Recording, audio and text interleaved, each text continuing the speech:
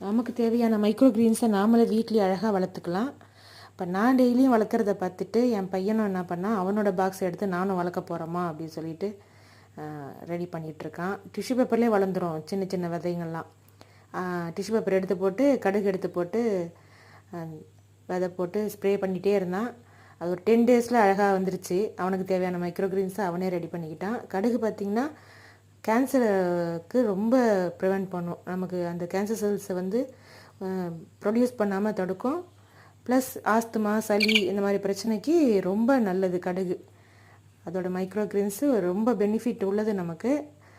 இது மாதிரி பசங்களுக்கு நம்ம என்கரேஜ் பண்ணுறதால அவங்களுக்கு தேவையான மைக்ரோ கிரீன்ஸை வளர்த்து சாப்பிட்றதால தேவையான பெனிஃபிட் அவங்களுக்கு இது போல் டெய்லி ஒன்று சாப்பிட்டுட்டே இருக்கிறதால அவங்களுக்கு தேவையான எனர்ஜி ஒரு நாளைக்கு ஒன்று கிடச்சிரும். 10 டேஸ் இது மாதிரி கண்டினியூஸாக சாப்பிட்டாங்கன்னா அவங்களுக்கு எல்லா எனர்ஜியும் அவங்களுக்கு பர்ஃபெக்டாக கிடச்சிரும் அவங்களுக்கு.